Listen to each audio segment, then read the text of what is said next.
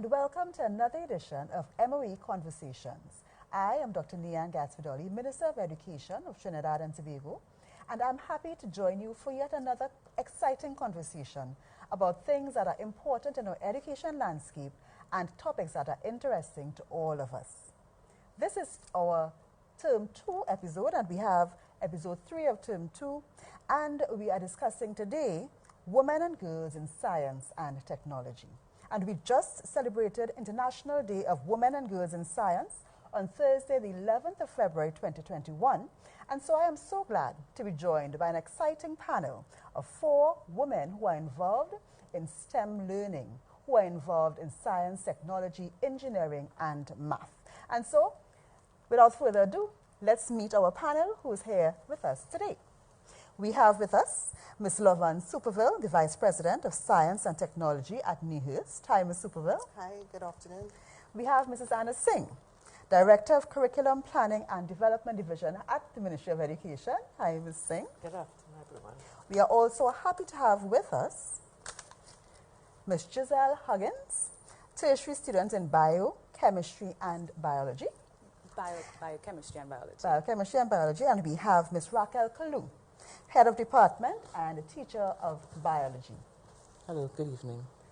It's a pleasure to have all of you with us as we discuss this most interesting topic. Now, this is dear to my heart, as I'm also a STEM student with my degree being in chemistry and my doctorate being in organic chemistry. So this topic of women in science and technology is very dear to my heart, and so I'm happy to be discussing it with you all. So let's start our discussion. Ms. Superville, you are at NEHURST, and I want to ask you, foundationally, why is it important for women to be involved in science, technology, engineering, and math, the STEM areas? Well, I could say STEM careers are the careers of the future. We are on the brink of a technology revolution, commonly known as the 4th Industrial Revolution, where we can see technology that would have impacted our lives as well as our workplace, and we know that will continue, and its implications for sustainable development. We know too that we want to have all hands on deck to be able to address the challenges that we would face as a nation, and women provide a different perspective, and unique, eh? of course, and definitely, and they add to the pool of researchers. Right. You know, so we definitely want to encourage women and girls to pursue careers in science. Statistical data has shown that women are outperforming boys, but when you look at it, there's a greater number of women pursuing the social sciences and humanities versus those that pursue natural sciences, technology-oriented careers and whatnot. We have so many women underrepresented in areas of science, but at UWI, in our local university, we have so many women that are, it's almost overrepresented in the other areas, but the one area that is not well represented is engineering, and that, I guess, is the more technical area. And that leads me into a question that I want to ask to Ms. Singh. When we look at the teaching of math and the development of curriculum at the ministry for math and technical areas, are there any gender perspectives considered? Do we think about, you know, pushing it more for girls than for boys? Mathematics in itself is an interesting subject because it brings together symbolic language, operational skills, and the English language in our context. And that in itself could be a barrier that is not necessarily gender specific, but it, depending on how students are introduced to the concepts in mathematics, they may express anxiety or dislike for the subject. The subject in itself has no embedded bias to any gender in my perspective, but it has to do with the way it's taught. Pedagogical practices will influence. So if we use the manipulatives, we would get the young men more interested, the hands-on. The young ladies tend to do well with the abstract more than the the young men. So it is the combination of using the concrete, the pictorials, and then taking to the abstract. The methodology matters. I think when we look at, in terms of subject interest, students select subjects with a career in mind, and their willingness to overcome obstacles and pursue a particular subject would be based on the conviction that this subject will take them to where they want to be in the future. And that is also a factor. With mathematics, you tend to have combinations that go with physics, that go in that area of the engineering, as opposed to the biology and the chemistry. Well, not so much the chemistry, but clearly with biology, there tends to be a greater interest by the females as opposed to the physics. That was my area, so I basically went against the norm, but the physics tends to be a subject where you will see a larger subscription by males. And the mathematics in there, you have more mathematics and physics than you will have in biology. So I think really it is not in terms of innate or in the subject, but it is the way it is taught, and also the way the subjects are grouped and aligned in terms of looking at careers in going forward. Those are some of the factors where you would see the gender bias or the gender divide featuring. So let me bring Ms. Kalu into the conversation, because what we are saying is that more male students might be interested in the engineering areas, and so they will go through the math directive, where we have a lot of females involved in science too, biology, chemistry, and you teach biology and you also head of department. And so how do you see, is this played out in the secondary school system with respect to more boys going towards the math and engineering stream, even at the A-levels, and coming from the Form 5 where they do CSEC? Do we see that large divide? And you're at a mixed school, so you may be in a good position to tell us that. What I have found is that I'll start with the lower school. At the lower school levels, all the students, boys and girls, are interested in science. But remember, we were doing general science. And then in 2014, the ministry decided to rewrite the lower school curriculum. So we started to teach science as biology, science as chemistry, science as physics. They broke up the general science curriculum. And so students started to make those connections. And I think what happens is that we don't do a lot of math in the biology in the lower school.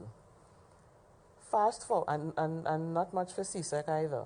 You know, they will do 1 or 2 calculations and whatever. Fast forward to CAPE, and they come to the CAPE classroom and they realize, why we have so much mathematics in this biology? You know, because they have to do statistics like chi-squared and so on.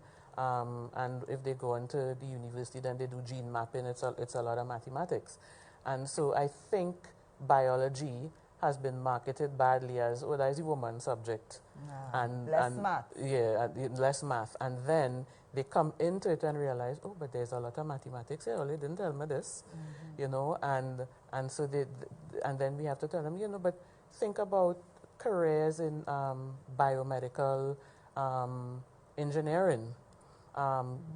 We can think about medical physics, which is the biology and physics. And so I think how we market the biology and the chemistry as well, it gives it that type of bias, so that they think the physics is for the boys and the girls do biology. When, you know, we should really tell them, no, you know what, mathematics is all around us, even with how we look at flowers, you know, the multiples of 5s and so on. The numbers are all around us, and so we have to ensure that even our science students understand that the math is an integral part of all of the subjects, because it's, to me, it's the glue that cements a lot of the 3 pure disciplines together.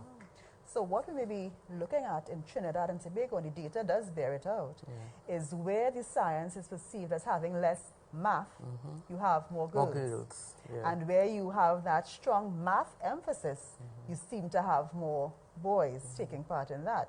So let me hear from now Ms. Huggins, your experience. You're doing biochem, which I know contains a significant amount of math, and biology as your majors. So tell us, what is your experience? Did you do math at a higher level, or what has been your experience in terms of that math divide? I did additional mathematics up until CXC level. I wanted to do pure math, but I was more interested in biology and chemistry. But yes, traditional thought does tell us for some reason that math-based areas are the more masculine areas, and the more kind of language-based areas is dedicated towards more feminine thought. But I wouldn't say that it is something that really needs to permeate our teaching, our education. I don't think that's true. I think there's a lot of outside social influence that kind of subconsciously persists that idea. And pushes boys into one direction and girls into another one. The other direction. But it doesn't, I don't think it will hold up if it is we were taught and socialized in a similar manner from a very young age. So like in secondary school, as I went to a girls' school, we didn't really have the option to do technical drawing the way that a lot of boys It's just not offered there. It's just not offered. And I think reoccurring messages like that really plays on our mind, and we don't realize how much it can add up in terms of our decision and the things we like, the things we decide we like, and the fields that we go into. That's a very interesting fact, that in many girls' schools, the technical subjects are just not even offered. So the option is not even there for you to go in that way. But the sciences are, math is. But those applied areas are not really a part of what you understand as being a part of the curriculum. And then you don't really get involved. Now, I know Nehurst does quite a lot of science exposure for students, and you recently had a symposium for women and girls. Yes, correct. Could you tell us a little bit about that and how the response was from the women and girls that would have come, and what are the areas you covered in that symposium? Well, that symposium celebrated women and girls in science, and we recognized that our nationals made a contribution, or made significant contributions to science over the years. We easily celebrate sports, or icons in sports and other sectors, you know.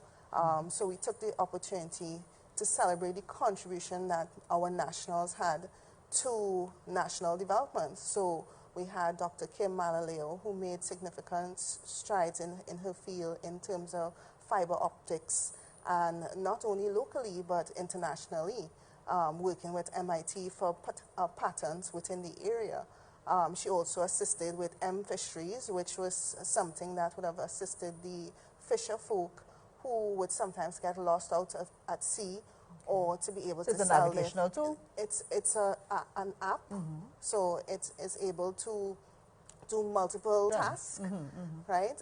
So one is location, one, it also can be utilized to sell their produce when they arrive back on shore. So she has impacted in that area. We had, and we showcased 2 chemists who went into entrepreneurship, one from Shamer, and the other from Catherine Nurse, who is immortal. Well, chemistry is life, you know, yes. so I appreciate the chemists very much. And we know, and we have been encouraged now more than ever to not only to just look for a job, but to utilize the knowledge we would have learned in school to solve problems, to innovate, to now... To improve our quality of life.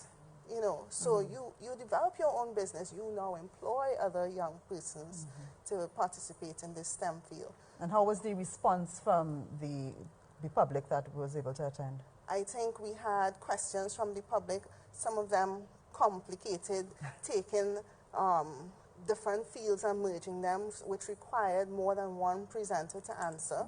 You know, so we got feedback from students from Tobago, which is something that we recognize that can happen now through virtual events, when it would not have been as possible or as feasible for students from Tobago to attend our events.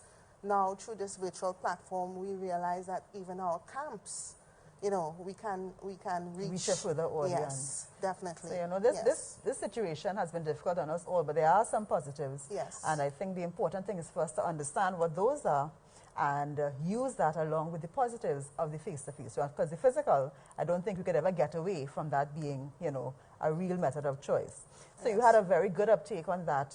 And in presenting to the public then the applications of what science could do and how women could contribute in that way.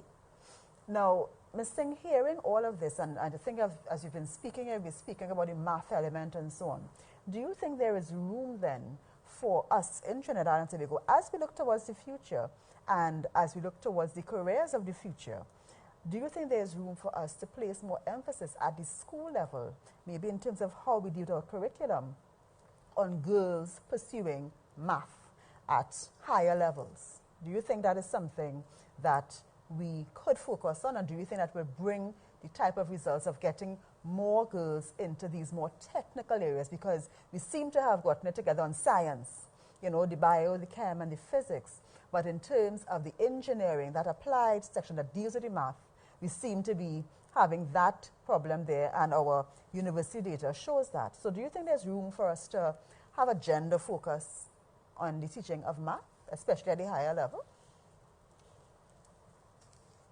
That is an interesting position in terms of how we grapple with creating niche in our country. I think that, as I said, a lot of the choices are made not necessarily for the love of the subject. We start that way, but really looking as to where the subjects can take us. So why do you think girls don't want to be engineers, or as many girls? I think that it is on the basis of initially, as what was said here, the opportunities, the offerings at the school level. Then when we think of the territories or the locations and the requirements in terms of being on the job and the kind of exposures to physical hazards and so on. But because of technology and where we are going in the future, that may not require you to necessarily have to lift in the same or way. necessarily Yes. be in rough waters, so to speak.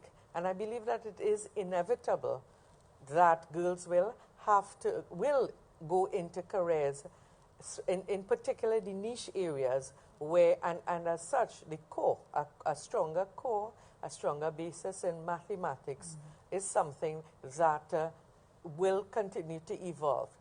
In terms of having a gender bias or a gender focus in pedagogy, it is my position that good teaching is good teaching. And that if you differentiate your learner, your teaching to the needs of the learner, not only would you meet their needs with regard to their gender composition, but it would be regard to their multiple intelligences, it would be with regard to their interests and so on. I think that what happens is not so much how we teach the maths. I think it is how what the offerings are, the combinations are at the CAPE level, particularly that and the amount of spaces.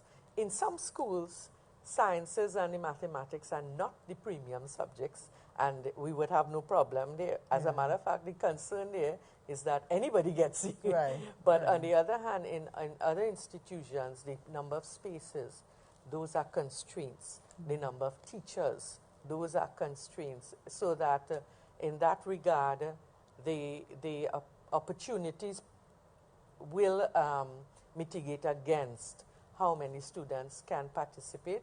I think consideration has to be in going forward that notion of this sixth form school, as opposed to coming through from a 5-year or into a 7-year school or 5 to 7 years. To allow more spaces. To consider the sixth form school, which will allow not just for more spaces, it will optimize resources so that teachers can be allocated physical resources, labs. These subjects are heavy in terms of resources. Yes. And I would want to say that mathematics, if taught properly, is also heavily resourced subject. You need to have what we call manipulatives, and those are items that are also requiring finances, and even in terms of looking at technology, there are many opportunities that you can use virtual technology, virtual modalities programs to do mathematics. Very interesting ways, but the access, the services, devices, those are considerations, and of course the upskilling of teachers. You know, that's interesting to say that mathematics is resource intensive, because if I think back on how I was taught mathematics, Exactly. I would think that it needed no resources at all. Correct. I mean, in reference to a lab and so on. So, Ms. Kalu, let me ask this. So I think what you're saying, Ms. Singh, is that not necessarily that you need to make a gender differentiation in how you teach math, but that girls need to look and to aspire more to technical careers. And if they do that, then they would be willing to surmount whatever challenges and to go through the math syllabus, you know, and not just drop it at the end of Form 5 and continue with maybe another science subject. So, Ms. Kalu, you are a teacher, you are in school. I know that many schools do career fairs and they try to expose students, especially at the Form 3 level, Yes. to different careers and so on as they are in that time choosing subjects. Do you think that the new careers, as we move forward, the new careers that are going to come up and the focus on technology can be more represented in these types of initiatives? Of course, we know COVID is handling us right now, but when we get back to some degree of certainty and normalcy, do you think that we would need to include more of those new careers and exposure? And do you think this may have an impact on our girls choosing to enter more technical areas? And can this be a forum where we can focus then on girls in STEM and that kind of area? Yes, I actually agree with that. One of the things that I think we don't pay enough attention to is, at the end of the day, and I'm going to miss Singh, students choose subjects based on a career objective. So if the child is not seeing money at the end of the day, they will not choose that subject. So a lot of the times, you know, and you try to steer students towards those 21st century careers. You know, you're thinking, oh, you know what, they consume a lot of technology, but they're not producing the technology. So we need girls who can code. We need girls who, so, you know, it's not just doing IT, you know, and then at the end of Form 3, or maybe at the end of Form 5, they don't do it again. You know, we have to let them see that, you know, these are careers that can bring money. And even if you do not do code after Form 3, then your brain already wired into problem solving. And so employers like individuals who are problem solvers. Employers like individuals who are innovative. And so those subjects, those types of subjects, science, STEM subjects in general, I should say, help students with that, help students to become innovative, help students with their creativity, help students with those problem-solving skills. And so they can transfer those skills to other careers, you know, they may have other pursuits, and so they can still take it with them. And so we really need to, like I said, I guess it's marketing of the subject, letting them see it in another light, and letting them know, listen, this can bring dollars and cents into your pocketbook at the end of the day. So the level of exposure then, Yeah.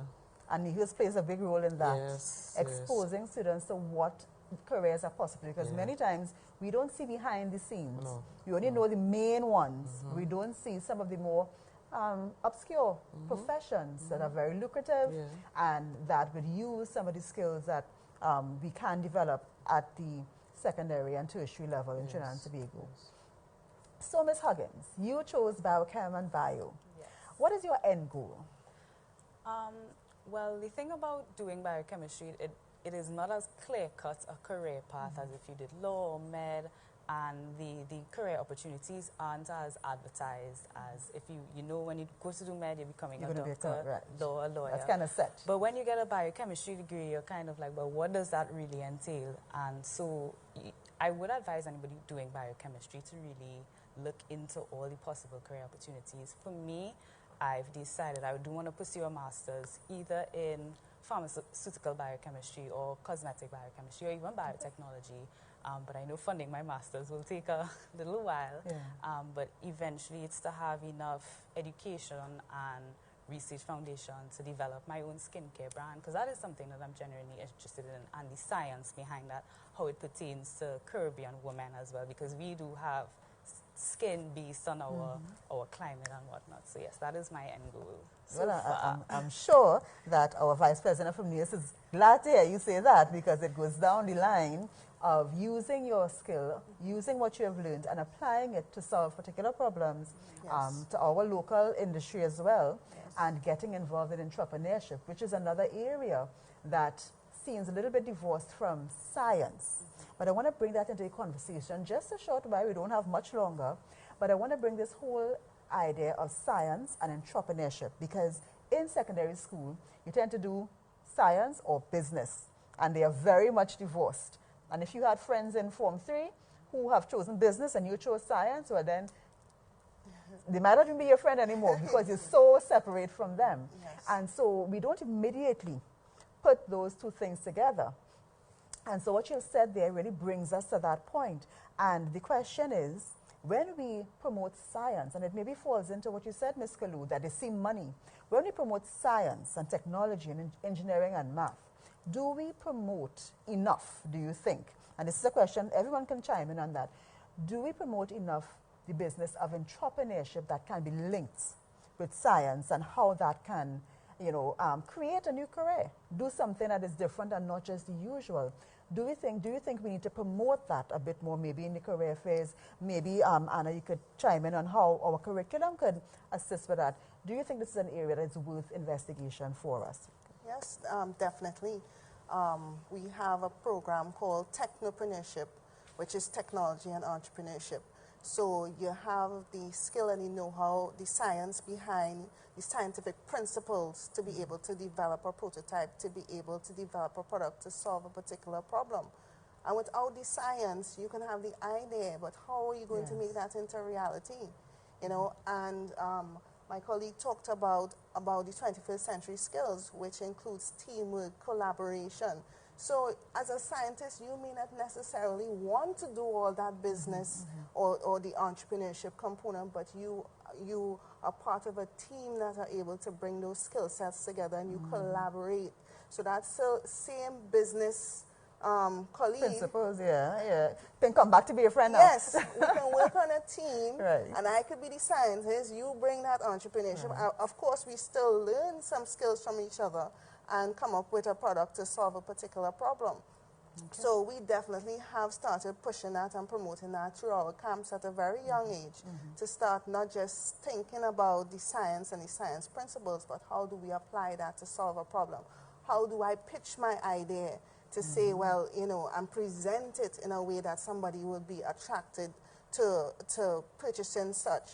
How do I look at my materials and say, okay, this is going to cost you this amount because I took 10 pallet sticks, 3 rubber bands, or whatever it takes to develop a product. So you started to build that and incorporate that skill set from very young. Yes, definitely. Good.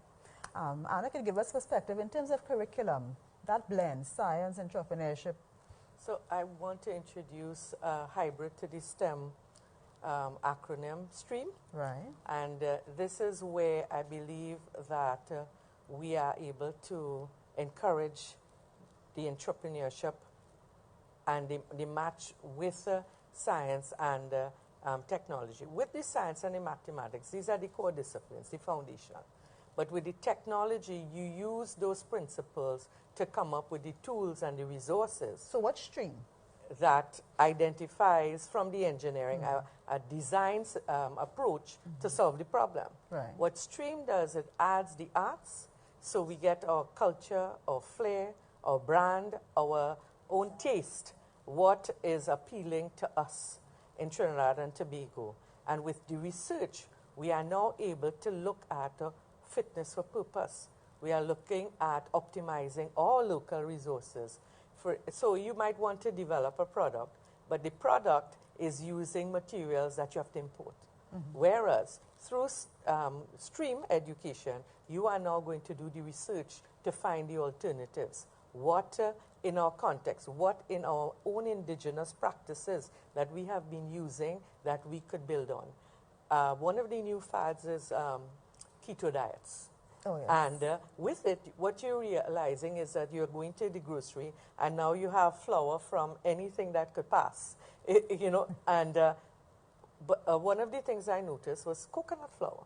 But we've, yes, coconut flour, a fundamental staple if you're going to be going into a keto diet. The interesting thing is we've had cassava flour for years in Tobago, and now you are seeing people building on that. So you have cassava, or if you go to the grocery and look, you are seeing, but it costs.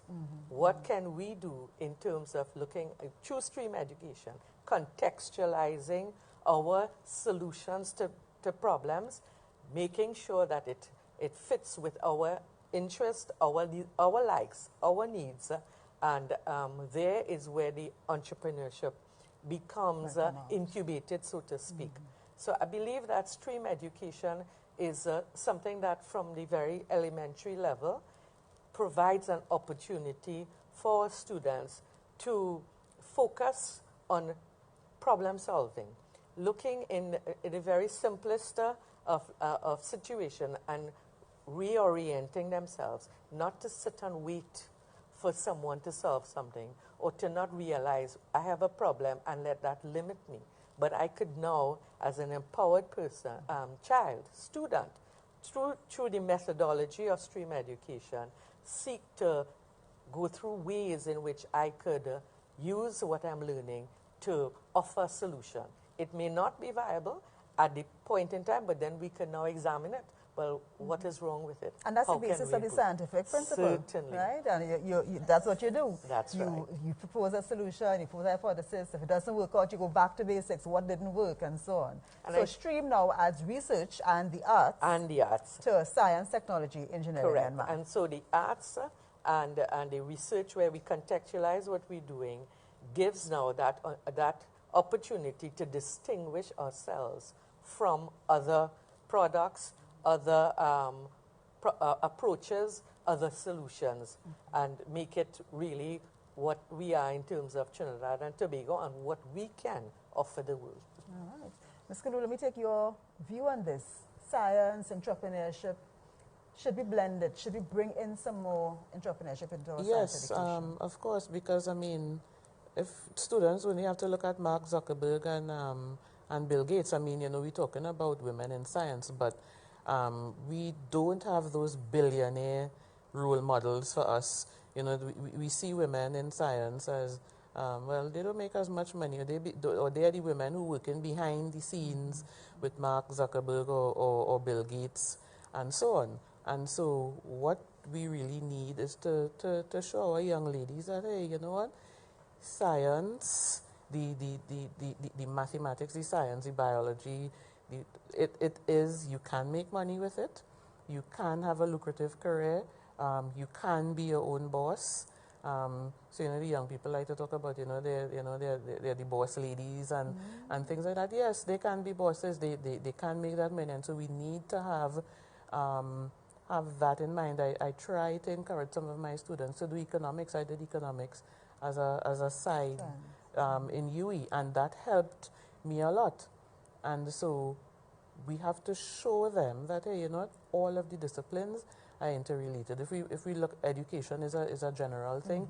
Don't box yourself into just, well, you know what, I'm this science nerd or whatever. No, you are an individual who loves the science, who has to earn a living, And so when the bottom line is, how are you going to market yourself?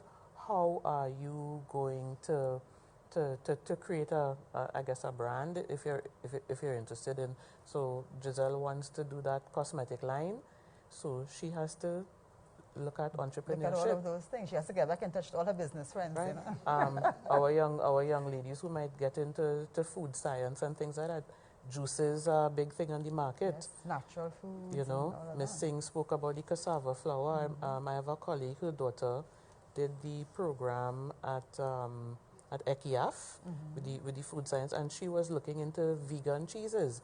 I mean, those things can be marketed, and so we really do have to teach our young women, you know what, market yourself. You are going to be a boss, so let's look at entrepreneurship. So the entrepreneurship shouldn't just be offered at Cape level for those in business. It should be offered for students who are also in the science. So you can do probably biology, chemistry, and entrepreneurship, you know, based on what you may want to do for the future. And the sixth form school may help with that because Yes. of the disparity in the offerings sometimes causes timetabling issues, and that leads us to these set types of combinations that may limit in some sense. So I have left the last word from Ms. Huggins, as she is our young person, young woman in science, and she is what represents the future for our country going forward, as we encourage our girls to get into not just science, but even the more technical areas, the mathematics and so on, that will allow them, and not just that, but to consider entrepreneurship. So I'm going to ask you, Ms. Huggins, as our last word for this evening, if you have to advise anyone, somebody comes to you and says, you know, I don't know if science is for me, or I think that a career in a technical area may not be for me, a young girl, what would your advice to them be? How would you encourage them? And what would you say to someone that is thinking about a career in STEM but maybe apprehensive because they feel it's not an area that they can succeed in? I think the first thing I would do is ask them to reflect on why exactly they think that a career in a technical field is not for them. Is it because they actually don't like it, or because some type of outside influence kind of discouraged them? And I would really ask them to reflect on that. I would tell them that it's good to prepare, it's good to really research and figure out what type of opportunities are available to them, to really put a lot of mental energy into finding out what they can do. I would say look at the women around us who are succeeding as well. I would direct them to these women. I would also encourage women who are succeeding. So representation matters. When we see people like you guys doing the thing, we get excited as well. So I would encourage them to look at them, look at what they're doing, look at what they have to say, look at all that they have achieved. And yeah, I would just tell them that don't be afraid of something that seems scary or seems out of scope. And especially as young women of color, don't be afraid to lean into the fact that even though a field seems difficult, don't be afraid to have to be the architect of your own success and your own opportunity. Because with science, I feel like it's a lot of that sometimes. Like, because it's not as clear-cut, you kind of have to figure out a lot of ways to make your own path from the ground up. So I would say don't be afraid to do that. Don't be afraid to have this wild plan that's science related. And even though it seems like something I can't achieve, like you can if you sit down and you figure it out and you sit down with yourself and you say, I like biology, I like mathematics. What can I do to, you know, and there are people, there are women to hold your hand and guide you along the way. These lovely women sitting down right here. So, excellent words from the youngest of us who is pursuing her science career, her career in STEM. Don't be afraid to be the architect of your own success. And look for mentors, women who have done it, women who have contributed, and who continue to make their way in different science careers with different areas of emphasis, but all of who would have started in the STEM area. So I want to thank all of you ladies in science for joining our conversation. I want to thank you for your contributions, and I know that there are many people who would be looking at us and would be inspired by your experience, your journey, and they would make their own decisions in terms of being a woman in science, being a woman who is not afraid to chart her own course. So thank you so much for joining us on this episode of MOE Conversations, and we look forward to seeing you next time.